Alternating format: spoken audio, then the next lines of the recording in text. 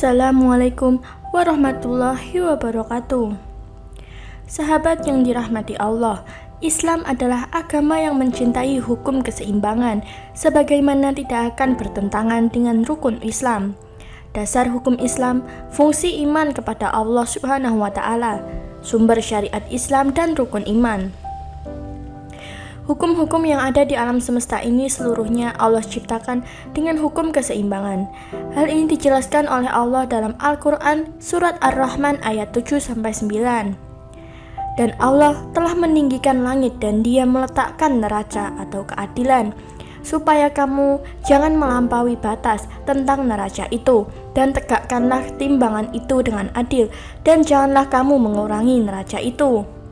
Ayat ini menjelaskan juga bahwa di alam semesta ini pada dasarnya semuanya dalam kondisi yang seimbang. Kondisi yang seimbang adalah kondisi di mana sesuai dengan hukum fitrahnya atau sunatullah dasarnya. Termasuk dalam menjaga keseimbangan alam adalah memelihara seisi alam semesta, yaitu hewan, tanaman, dan manusia lainnya. Dalam agama Islam, seluruh umat diajarkan untuk saling menjaga dan berperilaku baik terhadap semua makhluk ciptaannya. Tak hanya pada manusia, tetapi juga kepada hewan. Salah satu hewan yang menjadi istimewa dalam Islam adalah kucing.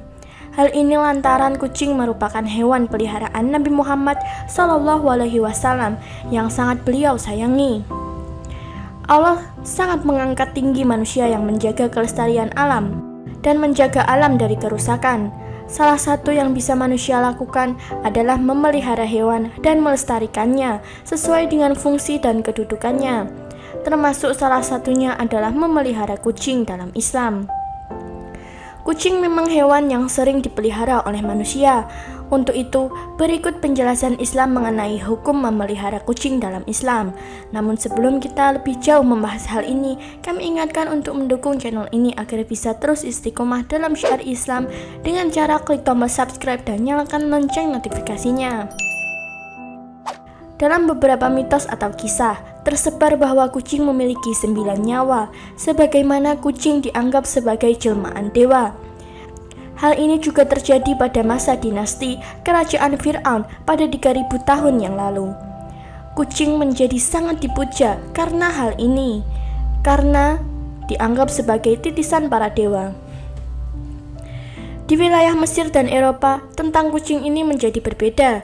Kucing dianggap sebagai sihir setan atau binatang yang membawa bencana. Di abad ke-8 tersebut, terjadi pembunuhan massal atau pemusnahan kucing yang tersebar hingga ke Afrika Utara. Hal ini dikarenakan kucing dianggap sebagai pembawa penyakit dan akibatnya terjadi penurunan populasi kucing. Dalam perkembangan Islam, kucing menjadi salah satu hewan yang berada dalam kisah Nabi Muhammad dan sahabat. Nabi memiliki kucing bernama Mueza dan dipelihara oleh Nabi Muhammad. Nabi sangat menyayangi Mueza hingga suatu hari Mueza tidur di jubah Nabi Muhammad dan Nabi menggunting bagian jubah agar tidak mengganggu Mueza. Diceritakan juga saat Nabi kembali ke rumahnya, kucing Mueza ini bangun dan langsung sujud pada majikannya. Karena sayang terhadap kucing tersebut, Nabi pun mengelus-ngelus kucing tersebut. Namun ada hal yang harus diperhatikan dalam memelihara kucing, yakni untuk tidak menyiksanya. Hal ini juga disampaikan dalam sebuah hadis dari Ibnu Umar radhiyallahu anhu bahwa Rasulullah SAW bersabda, seorang wanita dimasukkan ke dalam neraka karena seekor kucing yang dia ikat dan tidak diberikan makanan, bahkan tidak diperkenankan makan binatang-binatang kecil yang ada di lantai. Hadis riwayat Bukhari. Selain Nabi, Aisyah istri Nabi pun sangat menyukai kucing. Aisyah pernah bersedih ketika kucing meninggalkan dirinya. Abdurrahman bin Sakhr Al-Azi juga diberikan nama sebagai Abu Hurairah atau bapak para kucing karena senang memelihara berbagai kucing di rumahnya. Di balik pemeliharaan kucing ini tentu akan bermanfaat untuk hakikat pendidikan Islam, filsafat pendidikan Islam, dan ilmu pendidikan Islam. Jika Anda termasuk orang yang menyukai hewan berbulu mengemaskan ini, ternyata ada pahala dan keutamaan jika Anda merawat dan memelihara kucing sebagaimana Rasulullah lakukan pada semua kucingnya. Pertama, mendapat rahmat dari Allah Subhanahu wa Ta'ala. Barang siapa menyayangi meskipun terhadap hewan sembelihan, niscaya Allah akan merahmatinya pada hari kiamat. Hadis riwayat Bukhari. Jadi, jangan memarahi anak jika mereka bermain dan merawat kucing. Yang kedua, diampuni dosa-dosanya. Seorang muslim juga sangat disarankan untuk menolong hewan, khususnya pada hewan yang menderita, termasuk hewan najis seperti anjing. Ini membuat umat muslim tidak memiliki pengecualian untuk menolong binatang seperti kucing dan hewan najis seperti anjing, karena tujuannya sangat mulia, yakni tidak membiarkan hewan tersebut menderita. Dengan memelihara kucing contohnya, maka perbuatan dosa orang yang menolong hewan tersebut akan diampuni. Seorang wanita pelacur melihat seekor anjing di atas sumur dan hampir mati karena kehausan. Lalu wanita itu melepas sepatunya, diikatnya dengan kerudungnya dan diambilnya air dari sumur, lalu diminumkan ke anjing itu. Dengan perbuatannya itu dosanya diampuni. Hadis riwayat Bukhari.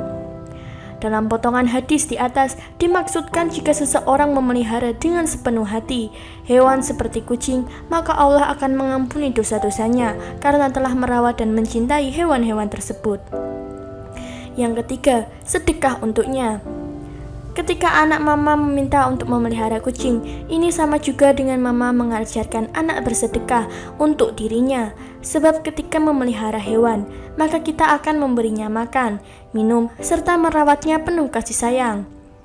Sebagaimana yang diriwayatkan dalam hadis Bukhari dan Muslim, pada setiap sedekah terdapat makhluk yang memiliki hati atau jantung, yang basah atau hidup, akan mendapatkan pahala kebaikan.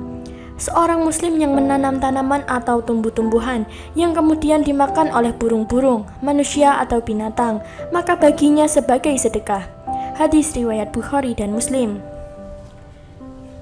Yang keempat, melatih anak berempati. Dengan memelihara kucing, maka akan menjadi latihan sifat empati pada seseorang dan anak kecil yang dalam masa perkembangannya dikelilingi oleh kucing. Maka ia juga akan menjadi anak terlatih, menjadi berempati dan penuh kasih sayang, serta selalu memiliki pertimbangan atas apa yang dilakukan, yakni memberikan dampak baik atau dampak buruk. Yang kelima, mendapat ampun dan ridha Allah Subhanahu wa Ta'ala. Dijelaskan oleh Syekh Dr. Muhammad Luqman dalam syarahnya di kitab Adabul Mufrad, setiap muslim memang dianjurkan untuk selalu berbuat baik pada semua hewan, terutama kucing. Ini agar kelak orang tersebut mendapat ampunan dan juga ridho dari Allah Subhanahu wa Ta'ala. Lalu yang keenam, timbangan untuk hari kiamat. Sebagaimana dijelaskan pada poin-poin sebelumnya, selain untuk sedekah, tentunya sedekah tersebut akan menjadi timbangan bagi anak mama pada hari akhir kelak. Sebab seseorang yang memelihara kucing atau hewan lainnya dengan sepenuh hati, serta meyakini akan kebaikan yang diberikan Allah, maka kebaikan yang sudah diberikan kepada hewan tersebut, semua akan ditimbang sebagai kebaikan di hari akhir. Yang ketujuh, kucing bukanlah hewan najis. Meski kucing seringkali memakan sesuatu yang sifatnya najis seperti bangkai, namun Allah meniadakan sifat najis pada kucing. Hal ini sebagaimana ucapan Rasulullah bahwa kucing tetap bukan hewan yang najis, mau dia makan sedikit atau banyak sekalipun. Dalam beberapa hadis, Nabi juga sudah menekankan jika air liur kucing tidaklah najis, dan bahkan air bekas minum kucing bisa digunakan untuk wudhu, sebab kucing dianggap sebagai hewan yang suci. Kucing itu tidak najis, ia binatang yang suka berkeliling di rumah atau binatang rumahan. Hadis riwayat At-Tirmizi. Nah, sahabat yang dirahmati Allah, itulah 7 keutamaan dan pahala merawat kucing dengan sepenuh hati. Jika anak Anda berkeinginan untuk memelihara kucing, maka biarkan dan turuti kemauannya. Ini bisa menjadi amalan serta pembelajaran baginya sejak dini. Bagaimana tanggapan Anda? Tulis di kolom komentar, dan terima kasih telah menonton video kali ini. Wassalamualaikum warahmatullahi wabarakatuh.